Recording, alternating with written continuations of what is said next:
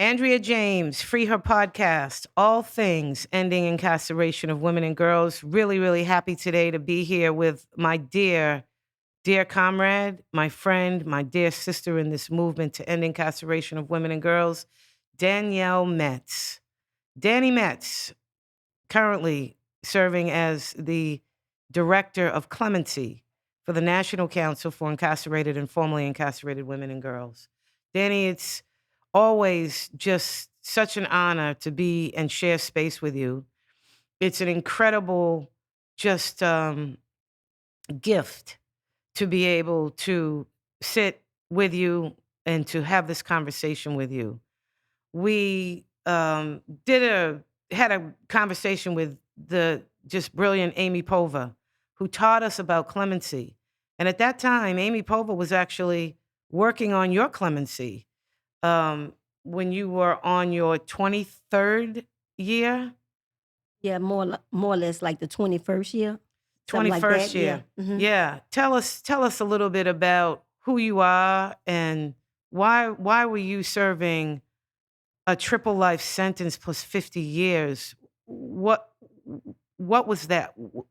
When people hear that you just cannot really understand or wrap your head around that.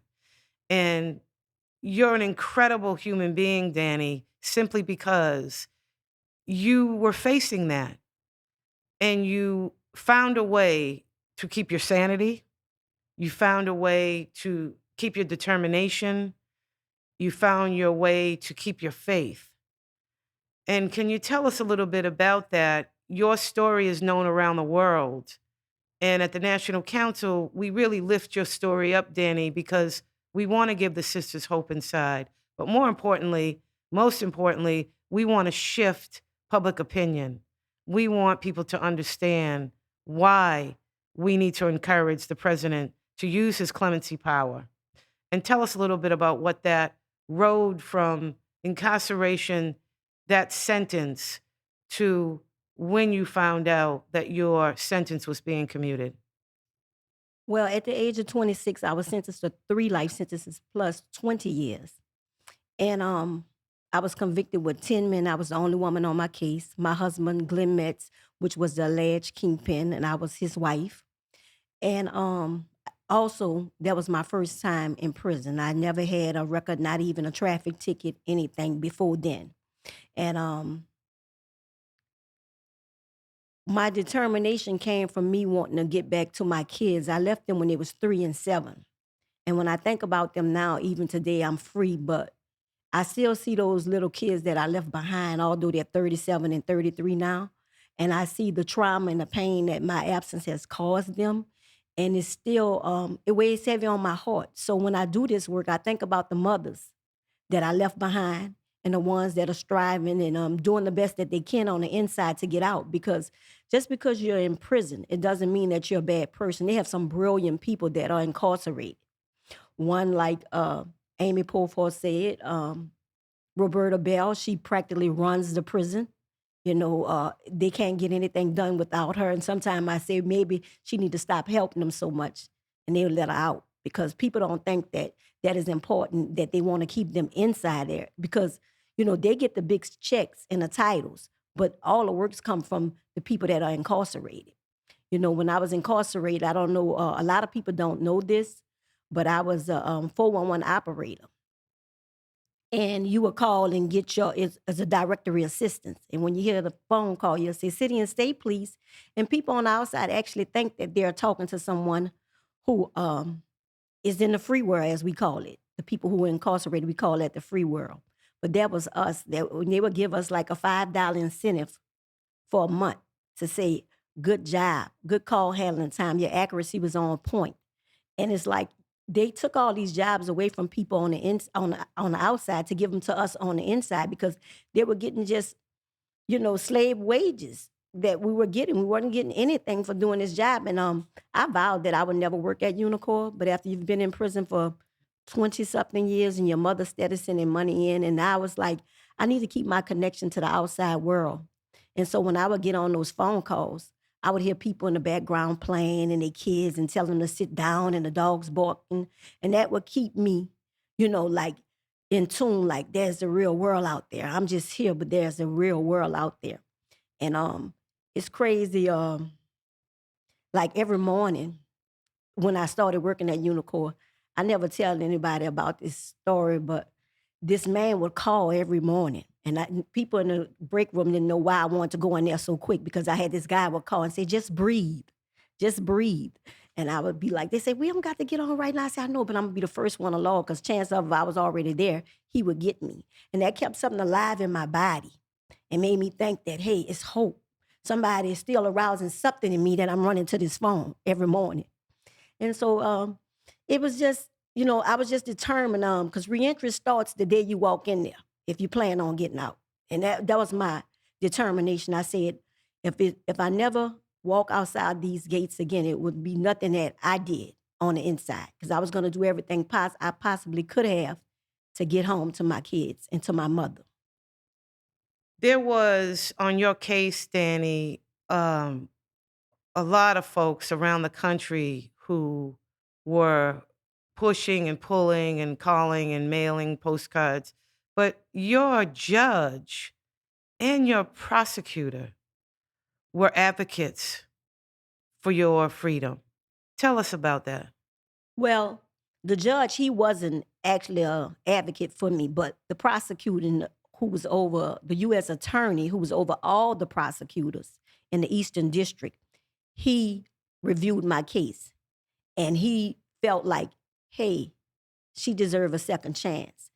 And I was glad that he did read the case because I couldn't believe that he actually was going to sign on to support me. But he says, I read your case myself. Actually, the judge told me at sentencing that I had forfeited my right to live in a humane society. And at the age of 26, I couldn't even wrap my head around it. Like, what do you mean? I forfeited my life to live in a civilized society. I'm not in there for murder, you know.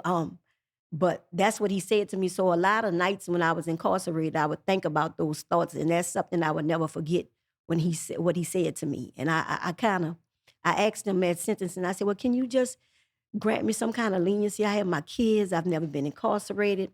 He said he was going to make me out an example for anybody who wished to follow in my footsteps or my husband's footsteps or this organization footsteps.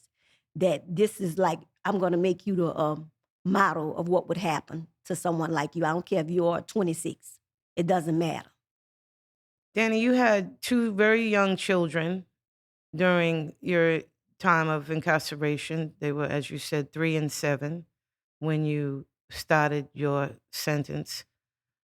Where were your children? My children was with my sister. My sister took my kids and brought them to California because at that time they didn't have a lot of federal prisons open. So my sister said she would take them wherever they was gonna send me. She was gonna relocate and bring the kids there so we can have a bind. And for 23 years, that's what it was all about, us binding in the visiting room. Every weekend, my sister made it a point up until my daughter was able to come on her own and she started coming. My son, he couldn't take it. I told him once he got 18, he didn't have to come. But up until he was 18, I kind of forced him to come, but I didn't realize every visit how Delcia Pagon would have to sometime carry him out there because he couldn't fathom the pain. It was too much for him. And I was like, come on, I noticed right after the visits, when it get almost to 3 o'clock, he started twitching his neck. And, I said, what's wrong? He said, "Nothing, I'm getting tired." But I guess that was him trying his coping mechanism for trying to hold up because that was a lot, for a kid 7 years old, and he didn't understand what life was. And I didn't understand it up until, it happened to me, but I still wasn't going to accept it no matter what because I was like, if there's a way for them to put me in here, there's a way for me to get out of here. And that's what I kept in mind. I'm going to get out some way, somehow. And every day, it wasn't an easy day, especially when you see people, going home and you still stuck there and your roommates start leaving their property with you because they thinking you're never going to go home. And they know they probably will violate and come back. So they said, well, Danny, just hold these sweats for me in case I come back.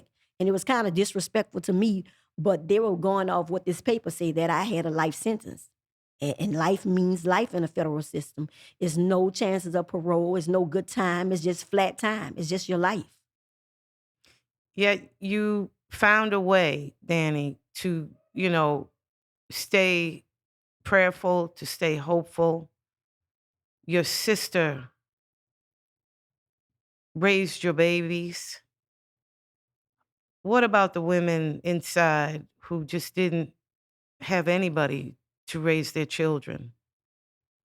It was hard because when I was blessed enough to have my sister move down there to California, but you never saw people come visiting a lot of the women a lot of time. I can count on both hands how many men would come to visit the women and how much support they had while they were incarcerated. Some people haven't saw their kids in 17 and 18 years, you know? And sometimes I couldn't even come back to the compound and talk about my visit because I know other people didn't get that opportunity. And I can only imagine what they were going through. It was just horrible, just seeing, it was almost like we was abandoned in there. Sometimes when I think about it, I still get choked up about it because I'm thinking like these people kept me in this place for so long and they want you to believe that like it was rightfully so you needed to be there, which wasn't so. I could have gotten probation. They could have gave me probation, something they could have took into consideration, me being a mother. And although I did what I did, I'm not saying I'm take full accountability, but you had people that testified against me that only got 2 years. And if we're doing the same thing, how do they get 2 years? And I end up with 3 life sentences plus 20 years. Where is the justice in that? Because we all doing wrong. We all committing crime. But, you know, they have this thing in the feds. I've never been in the state, but, when I got arrested, the this lady with a lot of freckles on her face when they brought me to prison, and she was escorting me. I got extradited, and she was just whispering. She said, Danielle, you can go home because they're already getting down on you. All you got to do is tell us, something because they're already getting down. They still got a deal there for you. But I was like, I still didn't believe that they would give me no time like this. I thought I probably at the most was 5 years. Even my family, they thought like 60 months at the most because in federal prison, you get sentenced by months. So you don't know when they say 240 months. You thinking it's still months till you get to calculating it up and the prosecutor get to telling the judge and everybody you like, that's 20 something years. So 3 life sentences, I couldn't even so I'm not gonna ever go home. Like, why you just couldn't give me 1 life sentence? That don't even make sense. Just run it all together, right? It's still life. But that showed because one of my sentences got vacated. And so I was so excited when I found the loophole. I was like, oh, I wasn't even supposed to get sentenced to this amount of time. And they said that didn't matter because I said, well, how it don't matter if all of it mattered for me to get the time? How if they vacating one, it don't matter. I thought I was going back to court and I was going to write the judge a letter and tell him about all this stuff I'm doing in prison and how good I'm doing. I hadn't had any incident reports at that time. And it was like, okay. But he said, no, it didn't matter. How do you get up from that and keep going? From that just disappointment, from the heartbreak when you fight for something and you get it, but you're told it's not gonna matter. Doesn't matter. You're still doing 3 life sentences plus 20 years. You just keep going. You just your determination kicks in because it's like they're gonna keep knocking me down. I wrote somebody at FAM, and I remember when I wrote her, she wrote me back and she told me, just stop writing us. You're never gonna, we're not gonna do anything for you. And I was like, I was devastated, and I was like, really? I thought this what y'all do, advocate for people. But I understand that, you know, it's just different. When you're a woman in prison, that's altogether different than a man in prison because you like the pillar or the foundation of the family. Your kids are looking at you. If the husband was in prison, they'd probably be like, well, here's my mom. But both my kids' fathers in me were incarcerated, and even when I came back home, my son told me, he had to learn how to feel again because he didn't have any emotions anymore because he thought I was never going to get out. So when he see me walking through the house or something, he like, this lady actually home, you know. Talk a little bit about that, Danny, about the separation of children and what it's like after all those years to come back as their mom and to rebuild that relationship. It's ongoing process. Like I say, my daughter, she's 33. My son, he's 37. And we're still getting to know each other. We're still getting to know each other. Like, it's just, it's really hard. My daughter, she has her days when she's not feeling the best. And that's what I want people to see. What happens to the kids? What about the children? These are the kids we leaving out there without the parents. And my son, they I thank God for both of them because during my incarceration and up even now, they never gave me one day of trouble. Nothing ever went wrong in their lives on the outside. But my daughter, she had suffered 3 miscarriages while I was away. And I should have been on that side of the bed, but I used to have to call my friends and say, well, I know my sister gonna be there, but can you just go down there and bring some flowers and this kind of thing? And one time my daughter wrote a paper in her class, in her college course. And when I read it, I was like, this is so painful. Yeah, like I'm like, I should have been there. I'm the mother, I should have been there, So I understand how it is when she gets some moments and stuff. And I'm just like, I'm still kind of sort of walking on eggshells because I feel so much guilt of not being there, just the absence of a parent. When I go by my friend's house now and I hear him say, you better have that room clean. And I know when I get there, that house better be clean, that trash better be out. And I'm like, I don't even know what that feel like, how that sound, like, and then sometimes it triggers me and I'll be like, okay, I'm gonna come back. I'll call you when I get home or whatever. But it's just like, I wanted to feel that, not, it's not a time that my kids could look in the audience and say, that's my mommy over there. Because every milestone in their life I missed. And even after I came home, all my childbearing years was gone. So even if I want to have another kid, I couldn't have. That was done for me. Like that part of my life was just over. So it's just for kids, it's very hard. They really need therapy, you know. But my daughter tell me I have to allow her to move through her emotions. And I'm like, well, what that mean? And she's like, well, you have to understand, like a lot of things happen when you weren't here, and some things they're not gonna ever tell you. You know, just being around family members and their parents there. My son and we talked about it. I don't know if you know this, but my mom's sister testified against me. And that was very devastating for me because it dismantled my whole family. It tore up my family completely. And, my kids had to still be around this person, because that's going to be my mother's sister no matter what, you know. And I think at the most she got 36 months, and that was very devastating for me. And it still hurts to the day. It's very painful. It's a lot of trauma there. I've been writing a book. I've got 3 versions of the book I've written even when I started while I was incarcerated. But I realized why I can't ever, I'll start and then I'll just stop and won't go back to 7 or 8 months because it's too much pain. Nobody want to go back to a dark time in their life. And that's what it is for me. And I say, now I'm realizing it hurts too much to even go revisit. But that's how it is for me and my kids. But we're working on it. Even now, being at this conference, healing, reflecting. I thought my daughter was gonna be here, but her father-in-law passed. So she had to go to the funeral, which was last night, yesterday evening. And I was looking forward to it because I was like, oh, it's just gonna be me and her out here, and we're gonna be walking on the beach and talking about everything. But no matter what happens in my life, I can never get back what was taken away from me. I don't care how good of a job I get, how much salary. The best part of my life is gone. And a lot of people see me and they think I look youthful because it's like I went in there as a little girl, and sometimes I still don't feel like I'm 57 years old. I still feel like I'm 26. I have a childlike characteristic, about myself, because they caged me for so long. Well, Danny, your voice is so powerful. Your willingness to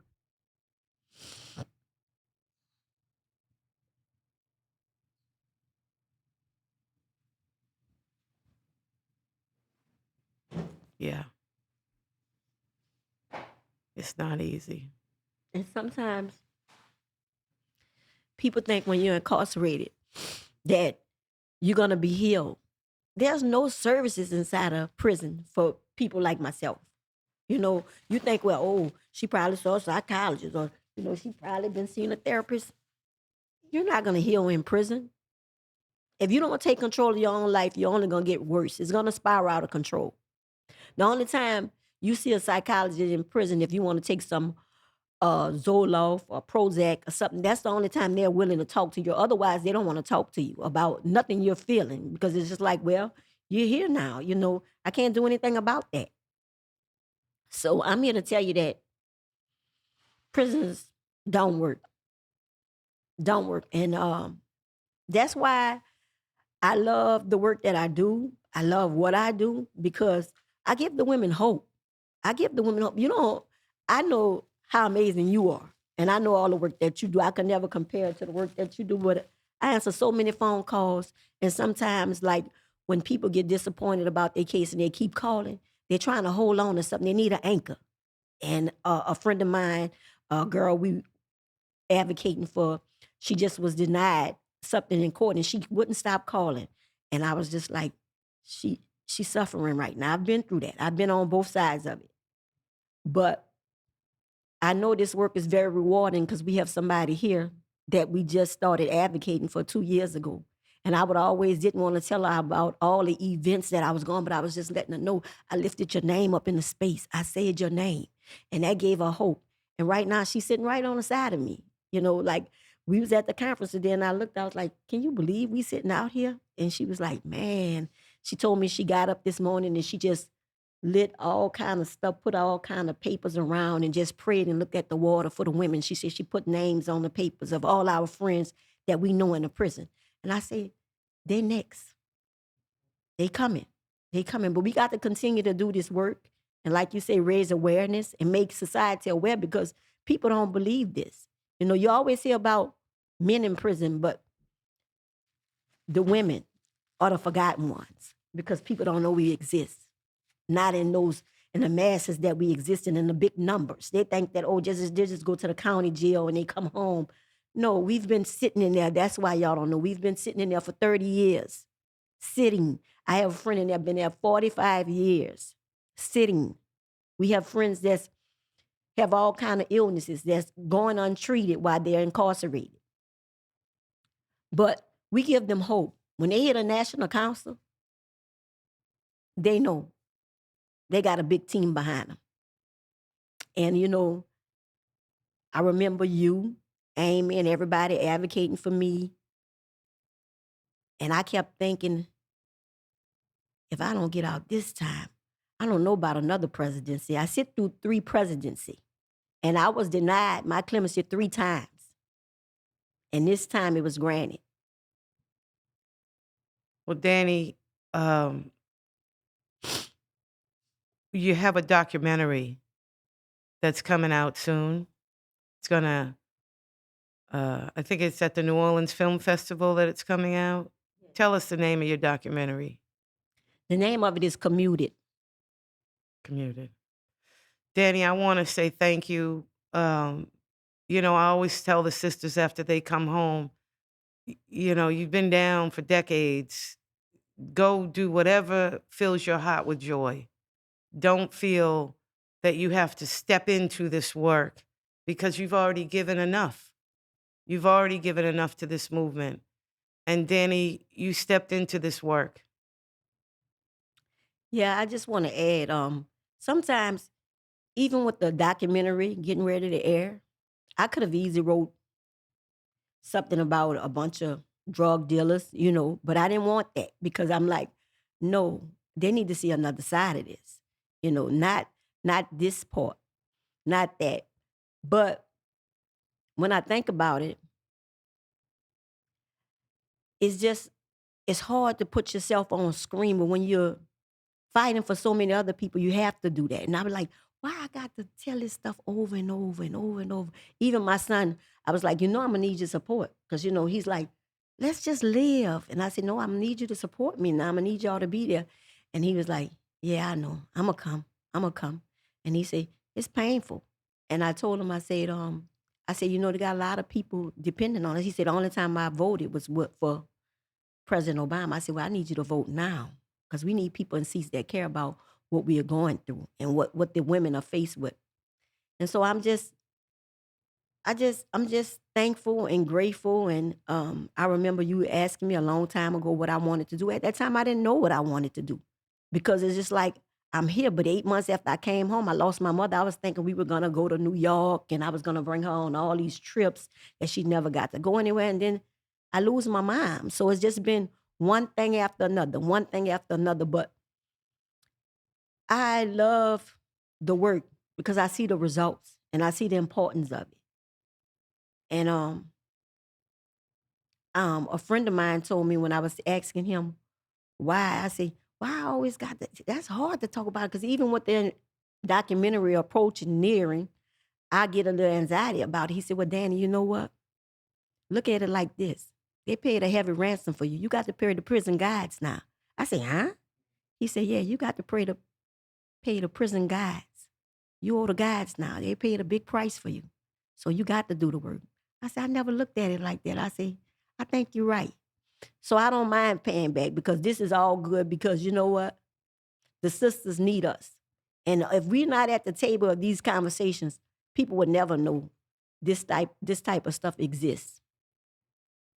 Well, Danny Metz, I want to say thank you to you. I want to say thank you for being a part of the work of the National Council, of being our voice as our Director of Clemency, for all the work that you're doing to try and help the sisters who are still there. Women like Michelle West, still there. Roberta Bell, still there. Lazar Daz, still there. Um, it is only for voices like yours and your willingness to share your experience that we're going to kind of crack the code to get these clemencies flowing. It's the only way these women are going to come home. So, Danny, I want to thank you for your courage. You know, I just love you and I'm so proud of you. And I'm so happy to know that I'm not talking to you through a prison phone. Right, You're sitting right in front of me. right. And we're going to keep doing this together. So, thank you, Danielle Metz. And I want to say thank you for all the hard work there because I know you have really given your life to this movement. I mean, you never stop. I always tell anybody if you want anything, any kind of response, send her a letter because she's going to be reading something every day about this. When you're on vacation, you're there with your computer in the sun, still fighting, still fighting. If they had just one of you in every state, we have so many people free. And I thank you for the work that you do. Your heart is so big. Your heart is so big. And if anybody want to emulate anybody in the movement, it should be you. And thank you for the opportunity and everything that you do for us and those that we left behind and we're going to bring out. I love you too.